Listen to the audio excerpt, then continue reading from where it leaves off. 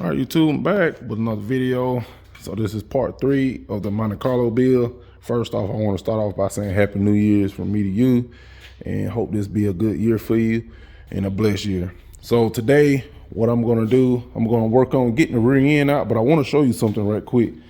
So whoever installed this motor, they got oval port style manifolds or headers for a square port head. And as you see, this is going to cause like performance issues and restriction of the the floor of the exhaust, and that we can't have that.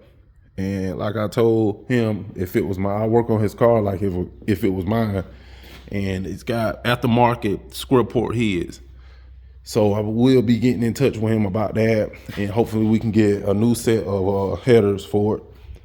But yeah, the rear end, I'm gonna take this out and swap it with the other one. I got the other one over here. I got the other one right here. I already got it propped up and ready to go. So I'm gonna go ahead and start working on it. But until then, y'all stay tuned in and let's get to it.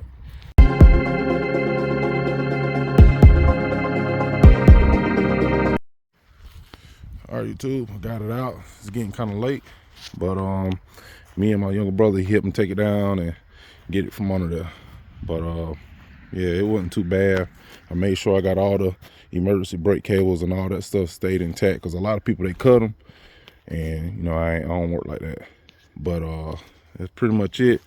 So I'm gonna go ahead and get the other one out, then I'll just turn it back on. All right, YouTube, I'm back the next day. So I'm gonna explain a couple things that's going on, make it kind of quick and simple. So this rear end was supposed to be getting swapped to this one due to that it has like a 373 gear and stuff like that. But I got it down, getting ready to take this one down. But look at how this is done. This looks brand new and all that. So this rear end had been built and everything like that. So me and the customer, we made a decision to just keep this in here, and later on we get the posi unit rear center section in the rear end, and you'll be better off with this one versus this one right here, and just get this one thrown back up. But I want to show you some parts that came in. Got some headers by Hooker.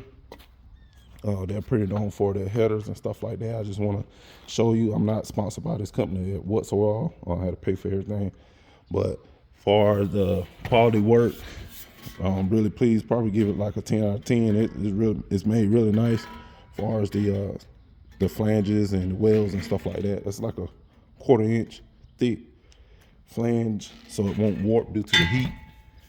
And they're made really nice.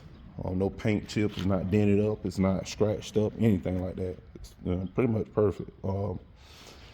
This coating on it, they say that it's not like it's just temporarily, so I probably will have to get them painted or get them sandblasted or anything like that. But these are square port style headers, and the whole deal of getting those are because whoever did the work to the car, they had ordered circle port headers for these heads, and these heads are required to run square port gaskets, and so that everything can seal up. And as you see, you can probably tell where the exhaust had been leaking because it's not sealing like it's supposed to on the head, on the exhaust. You get a better picture of what I'm trying to say, but it's not gonna flow. You got air shooting, trying to escape, and it's just bouncing right here in the corners, and that's not good. That's very bad, like, performance.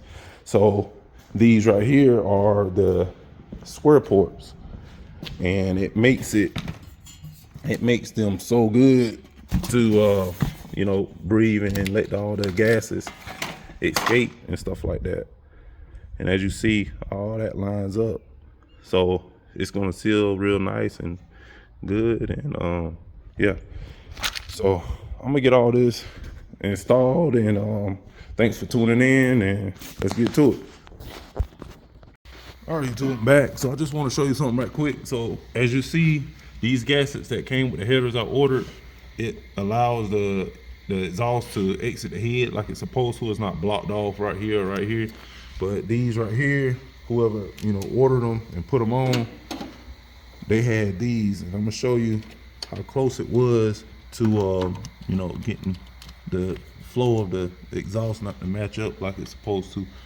So you see right here, it ain't too bad, but the other gaskets, it's open up a little bit more wider, and it's allowing the exhaust to escape, and it's not blocking it off. But these right here, it's kind of blocked off right here and right here. And also I had to cut the AC box, but don't panic about it. I got it under control with that. So I also had to shave down this air conditioning cord, or whatever you want to call it. I had to shave it down, but what I will be doing with this, I will be getting this aluminum weld back closed off, so you won't have to worry about that. And I will be getting all that epoxy down and covered back up. But I'm gonna show you the headers, how I went ahead. I had to go ahead and wrap them because it's gonna be, you know, dealing with a lot of heat right here. I'm gonna show you that quick. So these are it. I went ahead and got them wrapped. I did it myself. Got them tightened down real good, real nice and tight. And also, whenever you wrap them, you want to go ahead and spray them down. And I got the exhaust. Well, I got the headers sprayed down too. Also, this is for the driver's side, and this is the passenger side. But I'm gonna go ahead and get them thrown in, then I'll turn it back on. All right, I'm back. So I got the headers up. This is the passenger side, and this is what I was saying earlier about the tube going into the AC box. And it's got good clearance. I will be epoxying all of that and getting that filled back in. And this right here, this is what I was saying that I had to shave down, and all I need to do is just get that plugged and welded in by aluminum. So got that side did and cleared up. This side, driver's side, little issue over here. I got it's hitting right here, the shift linkage. So what I'm probably gonna do is just end up drilling a hole here, or getting an adapter made to reach up to here into that hole. But no big deal, nothing I can't handle. It went ahead and installed the radiator, and I might have to trim off this little piece right here and put a piece of rubber straight down through, and that'll be it for that, as far as in the radiator. And I gotta do the fuel plumbing for the fuel. I already ran the fuel pump back there to the tank, and also I went ahead and ordered a few parts for right now. Transmission cooler, he had a little tiny small one on there that didn't really, I didn't want him to put that one back on, so I got that one. Fuel pressure gauge, all this stuff came from Summit.